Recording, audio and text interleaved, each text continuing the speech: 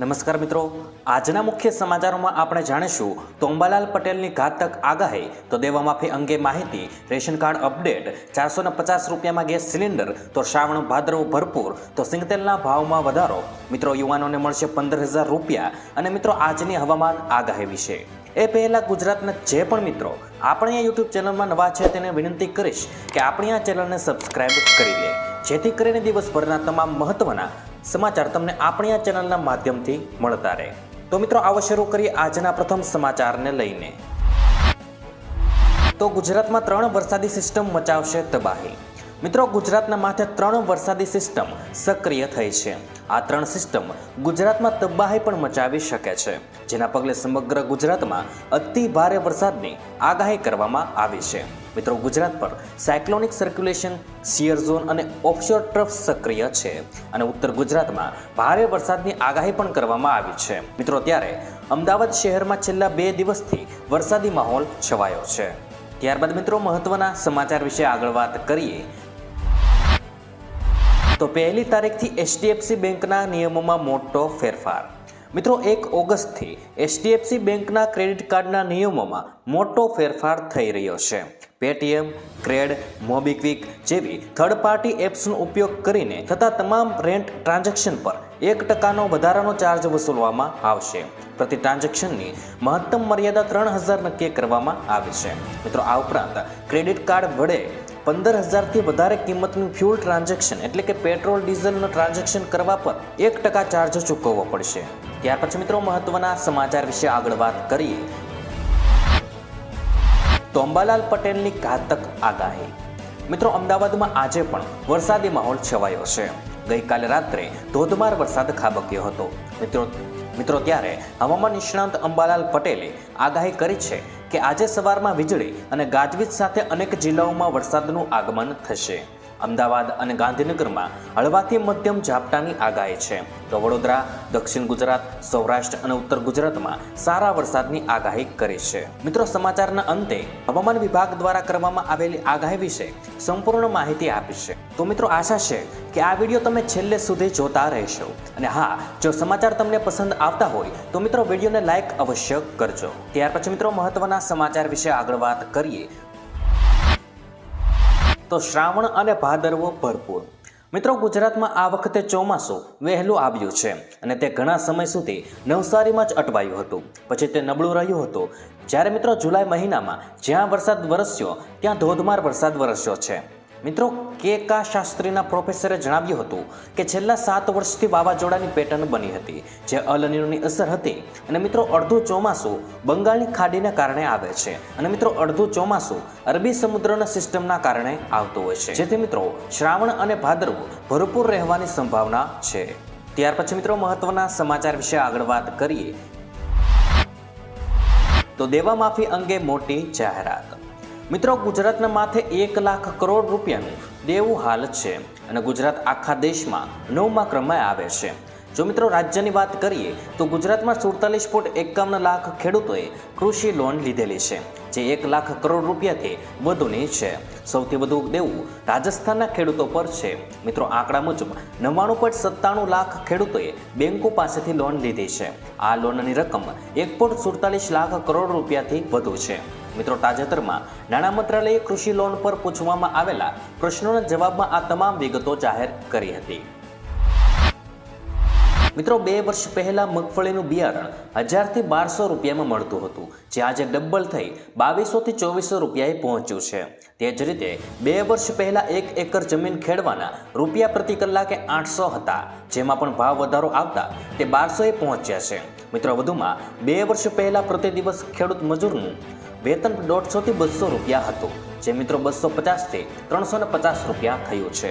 રાસાયણિક દવા ખાતરોમાં 2 વર્ષ પહેલા અને આજની તારીખમાં કિંમતમાં 30%નો વધારો છે.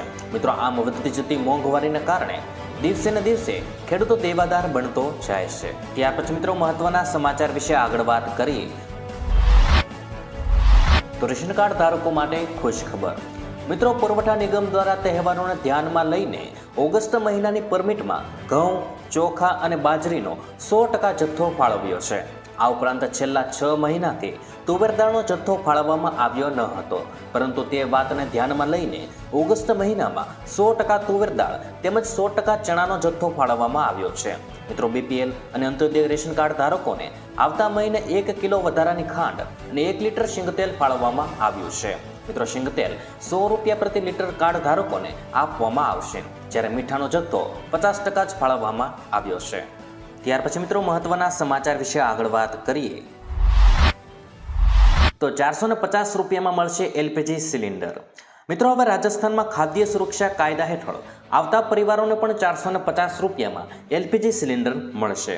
સીએમ ભજનલાલ શર્માએ વિધાનસભામાં આ જાહેરાત કરી છે. અગાઉ ઉજ્જવલા યોજના અને બીપીએલ પરિવારોને માત્ર ₹450 સિલિન્ડર આપવામાં આવતો હતો, પરંતુ હવે રાશન ઘઉં લેતા પરિવારોને પણ ₹450 ગેસ સિલિન્ડર મળશે. ત્યારબાદ મિત્રો મહત્વના સમાચાર વિશે આગળ વાત કરીએ તો હવે મેઘરાજા 7 દિવસ ધબડાસટી બોલાવશે. મિત્રો, હવામાન વિભાગની આગાહી પ્રમાણે રાજ્યમાં હજુ આગામી 7 દિવસ મેઘરાજા ધબધબાટી બોલાવે તેવી શક્યતાઓ છે.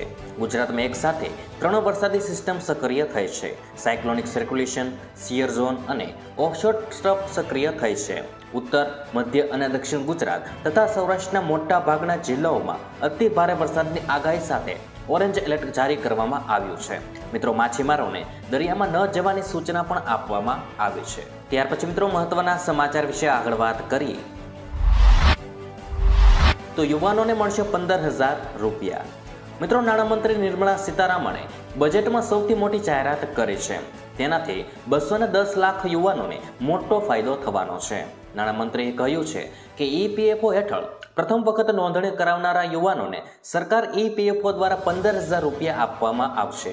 એટલે કે ₹1,00,000થી ઓછા પગારની પહેલી નોકરી લાગવા પર સરકાર 3 તબક્કામાં ₹15,000 આપશે. ત્યાર પછી મિત્રો મહત્વના સમાચાર વિશે આગળ વાત કરીએ તો વરસાદથી ભારે નુકસાન પર વળતરની માંગ. મિત્રો, ગુજરાતમાં સૌરાષ્ટ્રમાં થયેલા વરસાદથી પોરબંદર અને દ્વારકામાં પૂરની સ્થિતિ ઊભી થઈ હતી. જૂનાગઢના ખેડ પંથકમાં પૂરને કારણે અનેક ગામડા બેટમાં ફેરવાયા હતા અને ખેતરોમાં પાણી ફરી વળ્યું હતું. પૂરની સમસ્યાથી ત્રસ્ત ખેડૂતો આજે કિસાન કોંગ્રેસની સાથે જૂનાગઢ કલેક્ટર કચેરીએ જઈને આ વર્ષે થયેલા નુકસાનની ભરપાઈ માટે રાહત પેકેજ જાહેર કરવા તેમજ આ સમસ્યાનો કાયમી ઉકેલ માટે રજૂઆત કરવામાં આવી છે. કિસાન કોંગ્રેસ દ્વારા ખેડ પંથકની આ સમસ્યાના ઉકેલ માટે સરકારને 8 દિવસનું અલ્ટિમેટ આપવામાં આવ્યું છે. આજે જૂનાગઢ કલેક્ટર કચેરીએ રજૂઆત કરવા પહોંચેલા ખેડૂતોએ દુહો ગાઈ પોતાની આપવીતી વર્ણવી હતી. ત્યાર પછી મિત્રો મહત્વના સમાચાર વિશે આગળ વાત કરીએ તો સિંગતેલના ભાવમાં વધારો. મિત્રો, રાજ્યમાં શાકભાજીના ભાવ વચ્ચે વીતેલા 2 સપ્તાહમાં સિંગતેલના 15 કિલોના ડબ્બાના ભાવમાં ₹80નો વધારો ઝીંકાયો છે. શ્રાવણ માસ પૂર્વે સિંગતેલના ભાવમાં વધારો થયો છે. શ્રાવણ માસમાં સિંગતેલનો ઉપયોગ ખૂબ જ થતો હોય છે. ખાસ કરીને ઉપવાસ કરનારા તમામ લોકો સિંગતેલવાળું ખાવાનું પસંદ કરતા હોય છે. અત્યારે સિંગતેલમાં ₹80નો વધારો થતાં સિંગતેલનો 15 કિલોનો ડબ્બો 2800એ પહોંચ્યો છે. આથી મિત્રો ગૃહિણીઓના ઘરનું બજેટ ખોરવાયું છે. ત્યાર પછી મિત્રો મહત્વના સમાચાર વિશે આગળ વાત કરીએ તો ખેડૂતોને વીઘા દીઠ ₹20,000ની સહાય. મિત્રો, પ્રાકૃતિક કૃષિને પ્રોત્સાહિત કરવા વધુ એક નવી યોજના ગુજરાત સરકાર દ્વારા અમલમાં મૂકવામાં આવી છે. ગુજરાત સરકાર પ્રાકૃતિક પદ્ધતિથી શાકભાજીની ખેતી કરતા ખેડૂતોને સહાય આપશે. મિત્રો, પ્રાકૃતિક પદ્ધતિથી શાકભાજીની ખેતી કરતા ખેડૂતોને બિયારણ અને શાકભાજીની પ્રાકૃતિક ખેતીના પ્રોત્સાહન માટે ₹20,000 પ્રતિ હેક્ટર સહાય ચૂકવાશે. શાકભાજી પાકોમાં પ્રાકૃતિક કૃષિને પ્રોત્સાહન આપવાની યોજના માટે અંદાજપત્રમાં 1,000 લાખની જોગવાઈ કરવામાં આવી છે. રાજ્યના દરેક નાગરિકોને પ્રાકૃતિક ખેતી પદ્ધતિથી ઉત્પાદિતને પ્રોત્સાહન આપવાની યોજના માટે શાકભાજી પાકો મળતા રહે તે માટે અમલવારી બનાવાઈ છે. ત્યાર પછી મિત્રો આજની હવામાન આગાહી વિશે વાત કરીએ તો ગુજરાતમાં 2 દિવસથી મધ્ય અને ઉત્તર ગુજરાતમાં મેઘરાજા મહેર વરસાવી રહ્યા છે. હાલ ગુજરાત પર વરસાદની 2 સિસ્ટમ સક્રિય છે, જેના કારણે રાજ્યના અનેક વિસ્તારોમાં ભારેથી અતિ ભારે વરસાદ પડી રહ્યો છે. હવામાન વિભાગના જણાવ્યા પ્રમાણે ગુજરાતમાં 7 દિવસ તમામ જિલ્લાઓમાં હળવાથી સામાન્ય વરસાદની આગાહી છે. મિત્રો, રાજ્યમાં 2 દિવસ ગાજવીજ સાથે વરસાદ થવાની શક્યતાઓ છે. મિત્રો, અમદાવાદ હવામાન વિભાગના વૈજ્ઞાનિક રામાશર યાદવે બુધવારની આગાહી કરતા જણાવ્યું છે કે બનાસકાંઠા, પાટણ, જામનગર, સુરત, નવસારી, વલસાડ, દમણ, દાદરાનગર હવેલી, દ્વારકા, મોરબી, પોરબંદર તથા કચ્છમાં ભારે વરસાદની આગાહી છે. આ ઉપરાંતના તમામ જિલ્લાઓમાં ભારે વરસાદની આગાહી છે. મિત્રો, આ સાથે તેમણે ગુજરાતના તમામ જિલ્લાઓમાં 2 દિવસ ગાજવીજની ચેતવણી આપી છે. માછીમારોને આગામી 5 દિવસ દરિયો ન ખેડવાની ચેતવણી પણ આપી છે. મિત્રો, તેમણે ત્રીજા અને ચોથા દિવસ માટે જણાવતા કહ્યું છે કે સુરત, નવસારી, વલસાડ, દમણ, દાદરાનગર હવેલી આ વિસ્તારોમાં ભારે વરસાદની શક્યતાઓ છે. તો મિત્રો, આજના દરેક સમાચાર અહીં કામના પૂર્ણ થાય છે. આપને કહેવા લાગ્યા એ કોમેન્ટ બોક્સમાં જણાવી દેજો. અને વિડીયો કામનો લાગ્યો હોય, સમાચાર ઉપયોગી લાગ્યા હોય તો મિત્રો આ વિડીયોને એક લાઈક કરી દેજો, જેથી કરીને અમને પ્રોત્સાહન મળતું રહે.